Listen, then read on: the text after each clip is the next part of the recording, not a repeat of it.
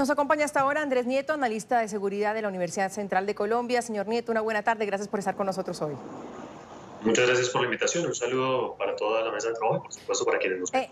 Una polémica frente a quienes están como interpretando de diversas formas este decreto. Y uno dice, bueno, al fin y al cabo es un decreto, hay un parágrafo, está escrito, pero ¿por qué hay tantas interpretaciones? Finalmente, ¿qué es lo que hace el presidente Duque? ¿Prorroga el no tener armas o abre una puerta o flexibiliza la tenencia de armas en Colombia? Precisamente ese es el debate que se está dando ahí. Lo primero es que hay un decreto que se prorroga. Desde el 2014 se viene a esta medida, pero esta vez aparece un parágrafo con una posibilidad que todavía no está reglamentada para que las personas puedan ir a solicitar el porte o tenencia de armas de fuego. Eso es un tema bastante delicado en varios sentidos. Hay que tener tres cifras en la mente para poder analizarlo. Primero, en promedio en los últimos 3 años, al año mueren más de 8.000 personas por armas de fuego, incluso con esta medida. Ahora, cuando esta medida entre en rigor y cada ciudadano, cada persona pueda ir a solicitar, esto va a aumentar. Segundo, de cada 10 colombianos, 7 estarían dispuestos a tomar justicia por mano propia. Y de cada 10 colombianos, 5 estaría dispuesto a conseguir un arma de forma legal o ilegal para poder defenderse.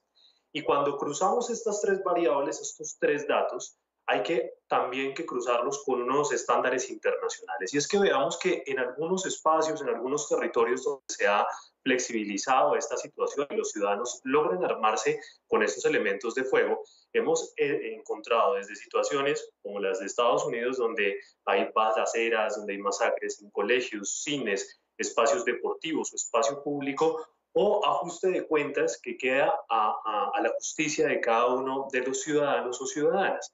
Aquí entonces estamos frente a una situación porque se dice que si un territorio es completamente seguro, si un territorio y el Estado garantiza seguridad, no tiene por qué dar esos permisos a los ciudadanos. Eso sería como una falla en la política de seguridad y convivencia, donde el Estado, el gobierno dice, definitivamente no pude cuidarlos, definitivamente no pude darles seguridad y entonces les pido que se armen y se defiendan por sí solos.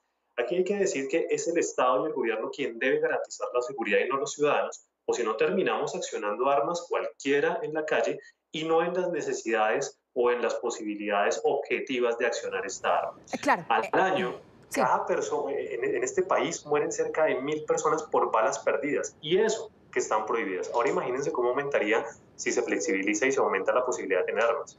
Claro, pero ¿por qué la especulación? ¿Dónde queda la especulación de este decreto? El ministro de Defensa esta mañana en radio, podíamos entrevistarlo y nos decía, no es una flexibilización, es simplemente incluso ponerle más ojo a quienes se le van a dar las armas realmente. Entonces, ¿dónde está la polémica? ¿El decreto no es claro, señor Nieto? El decreto no es claro, tiene un vacío en lo siguiente. Durante los últimos 4 años, ese decreto funcionó sin excepciones. Es decir, era imposible tener un salvoconducto, evidentemente fuera de la Fuerza Armada, de la Fuerza Pública del Estado.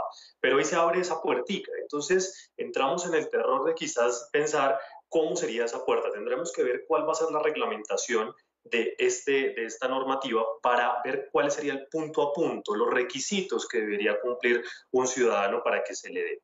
Recordemos que en el 2014, antes del 2014, que es cuando aparece este decreto y luego se prorroga por los diferentes años, en Colombia habían alrededor de 900.000 conductos, es decir, permisos para tener estas armas. Pero tan pronto inicia este decreto, logran reducirse 1.000 homicidios al año en promedio y adicionalmente se logra un descenso en la tasa de homicidios. Recordemos que la tasa de homicidios es el estándar internacional de cómo se mide qué tan seguro o inseguro es un territorio. Y esta tasa, que es de 24 por cada 100.000 habitantes, sitúa como la más baja en los últimos 42 años y de las menores del continente en estos países que habían tenido problemas de conflicto interno o de inseguridad. Entonces quizás es un poco también la expectativa y el debate porque es ambiguo. No dice exactamente cuáles son las referencias, cuál es el protocolo, cuál sería el procedimiento y cuáles serían como esos requisitos que tendría que cumplir un ciudadano para poder portar un arma. El asunto aquí es cultural.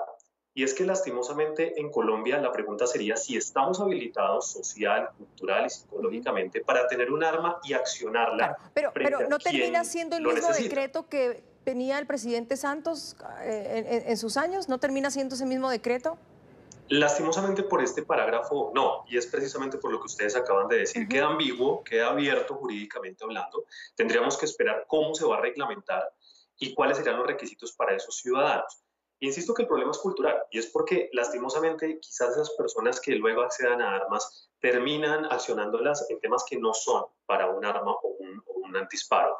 Pongamos por caso los temas de violencia interpersonal, intrafamiliar, las lesiones personales, las riñas que se dan en el día a día en el transporte público y que evidentemente no deberían terminar en un tiro o en un accionar de estas armas. Pero si ya están en circulación, si fueran a estar en circulación, sería mucho más difícil su control.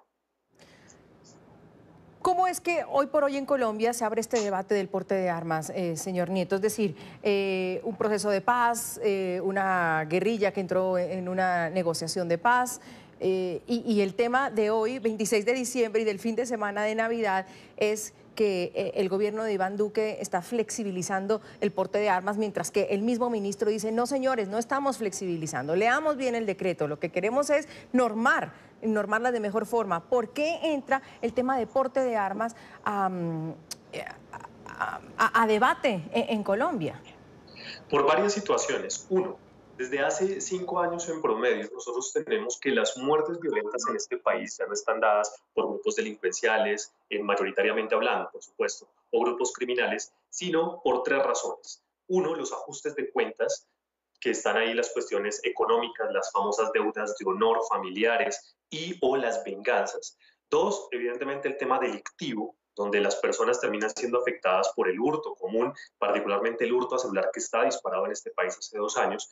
Y lo último y no menos importante son esas ideas de seguridad donde se cree que si los ciudadanos están armados estamos más seguros. Y es al revés. Si realmente estuviéramos seguros, los ciudadanos no tendrían por qué armarse porque no estarían corriendo ningún riesgo.